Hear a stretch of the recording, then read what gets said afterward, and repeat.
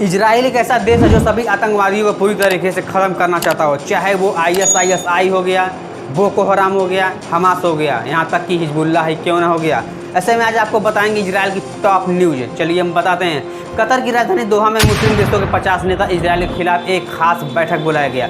यह बैठक Arab League और ऑर्गेनाइजेशन ऑफ इस्लामी रिफॉर्म OIC ने कहते हैं उन्होंने ही बुलाई थी। इसका मकसद 9 सितंबर को कतर पर हुए इजरायली हमले का जवाब देना था। इस हमले को लेकर यूनाइटेड नेशन में बहस छिड़ गई। वहीं इजरायली प्रधानमंत्री बेंजामिन नेतन्याहू ने कहा कि जब अलकायदा ने 9/11 हमले अमेरिका में किए थे, तब अमेरिका ने अलकायदा को अफगानिस्तान में घुस कर मारा था, तब किसी ने कुछ नहीं कहा। यहाँ तक कि अमेरिका ने ओसामा बिन लादेन को पाकिस्तान में घुस कर मारा था, तब भी किसी ने कुछ नहीं कहा। इजराइल के प्रधानमंत्री बेंजामिन नेतन्याहू ने कहा, मैं आतंकवादियों को किसी भी देश में छुपने की जगह नहीं दूंगा।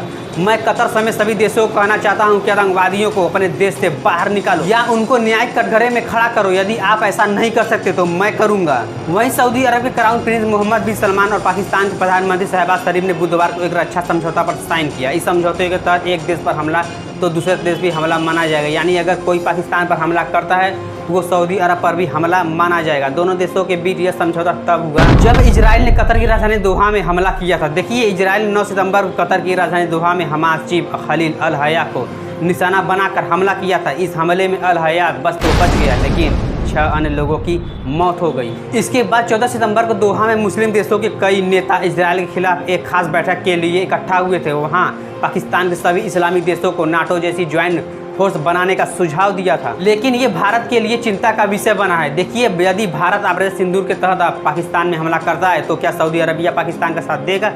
ऐसे में देखा जाए तो सऊदी अरबिया भारत का अच्छा ट्रेड व्यापार मित्र है। आप हमारे कमेंट बॉक्स में जरूर बताइएगा, लेकिन भारतीय विदेश मंत्रालय के अनुसार सऊदी अरब ऐसा नहीं करेगा। वहीं अमेरिका ने ईरानी चाबहार पोर्ट से जुड़ी कंपनियों पर जुर्माना लगाएगा। यह जानकारी अमेरिकी विदेश मंत्रालय ने दी है। यह भारत के लिए बड़ा झटका है, क्योंकि यह बंदरगाह भारत का बहुत जरूरी अहम प्रोजेक्ट है। आप इसको ऐसा समझे, चाबहार बंदरगाह ईरान में स्थित भारत का एक अहम प्रोजेक्ट ही नहीं, यह भारत को अफगानिस्तान, मध्य एशिया, रूस और यूरोप से सीधे व्यापार करने में मदद करता है। पहले भारत को अफगानिस्तान माल भेजने के लिए पाकिस्तान से गुजरना पड़ता था, लेकिन सीमा विवाद के कारण यह बेहद मुश्किल था।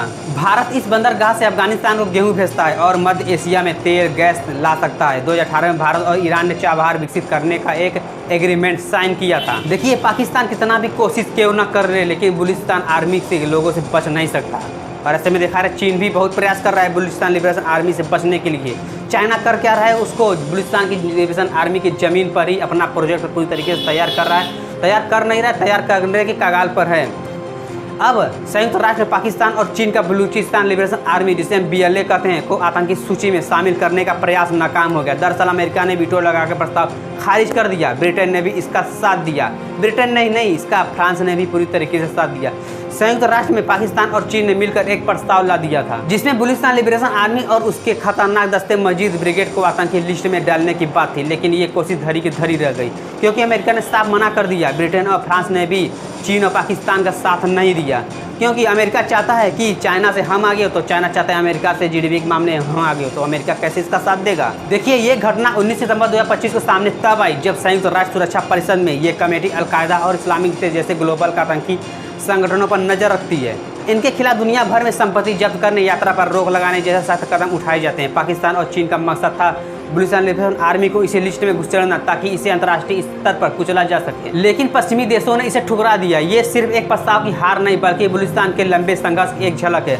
दरअसल ये प्रस्ताव इसलिए लाया गया क्योंकि पाकिस्तान की जमीन पर बलूचिस्तान लंबे समय से अपनी आज़ादी की मांग कर रहे हैं, और चीन की प्रोजेक्ट, जिसे हम CPEC China Pakistan economic corridor कहते हैं, बलूचिस्तान के रास्ते से जाता है। लेकिन बलूचिस्तान के लोग इस पर प्रोजेक्ट का विरोध कर रहे हैं, क्योंकि बलूचिस्तान की लिबरेशन आर्मी नहीं चाहते वो चाइना यहाँ पर अपनी प्रोजेक्ट बनाए, क्योंकि उनका ऐसा मानना है कि अगर कोई भी यहाँ पर प्रोजेक्ट बनाता है तो उनके प्रोजेक्ट बनाने का बलूचिस्तान लिबरेशन आर्मी को के लोगों को लाभ नहीं मिल पाता। इसी कारण से बलूचिस्तान लिबरेशन आर्मी लंबे समय से आज़ादी की मांग कर रहे हैं। तो वीडियो आपको कैसा लगा, हमारे वीडियो कमेंट बॉक्स में जरूर बताइएगा। हमारे चैनल सब्सक्राइब करना, वीडियो को शेयर करना बिल्कुल भी ना भूलिएगा। जय हिंद, जय भारत।